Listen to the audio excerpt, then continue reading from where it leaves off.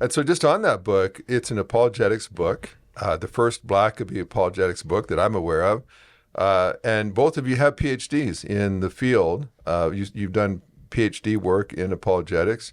But this book is different, right? It's not, because typically when you think of apologetics, you think of more of a heady 10 proofs for God, Jesus' resurrection, 10 proofs for God creating the universe. And it's very rational. And I suspect that may have come because in years past, you were thought as being not intellectually very bright if you believed in God or you believed in a resurrection. So I think Christians wanted to prove, yes, you can be a brilliant mind, a mathematician, a scientist, and see rationally how Christianity is true.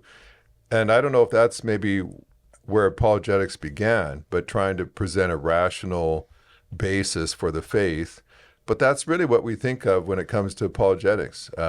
Some famous apologist that comes into a university campus and debates an atheist or something, and they try to, and of course those are very impressive, brilliant Christian minds that go in and do that. And I know you have studied those folks, but this book is decidedly different. You didn't go down that track, and I know it's not because you don't agree with what those apologists say, but what is it that led you to take a very different track, which we typically think of apologetics as a mind thing. Here's all the rational arguments for God, but instead you say straight to the heart. What was your whole focus in doing this particular kind of book?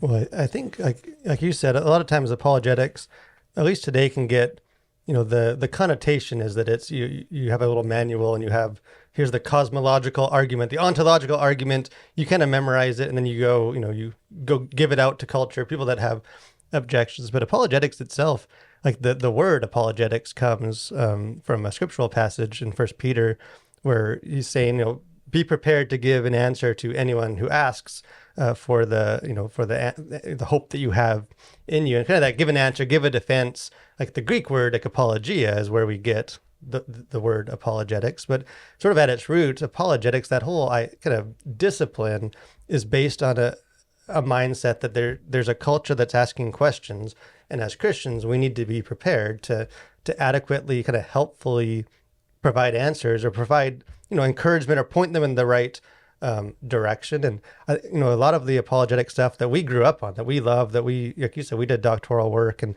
a lot of our worldview today is indebted to these very rational minded apologetics. But they were writing in response to a very, like the new atheist movement in the early 2000s, and a very rational, skepticisms, and a lot of, Darwin, evolution, a lot of these kind of standard objections that became common.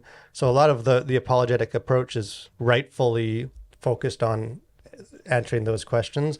And part of the inspiration for this book is just sort of looking at the culture today and asking, have the questions changed? Are the objections that we kind of developed all this material for 30, 40 years ago, are those the same objections that Gen Z is asking, that the millennials are asking?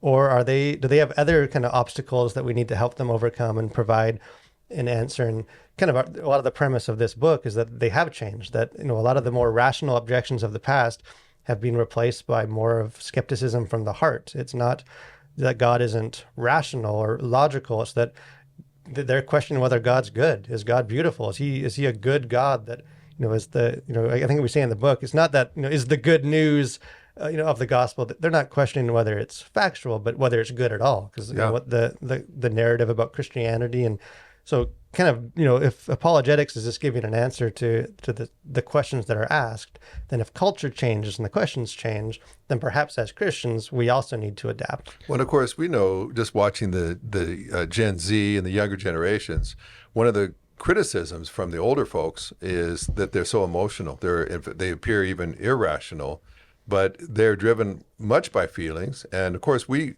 can look at that perhaps as an older generation as a weakness. But regardless of whether it's a weakness or not, they are searching for a lot of those more feeling kind of answers and issues. And I think, as you said in the book, that's not a problem. That's an opportunity. to be able to answer those and say, and I think that's what's so good about this book is it's one of the first books that I know of that's actually giving an answer to that generation. But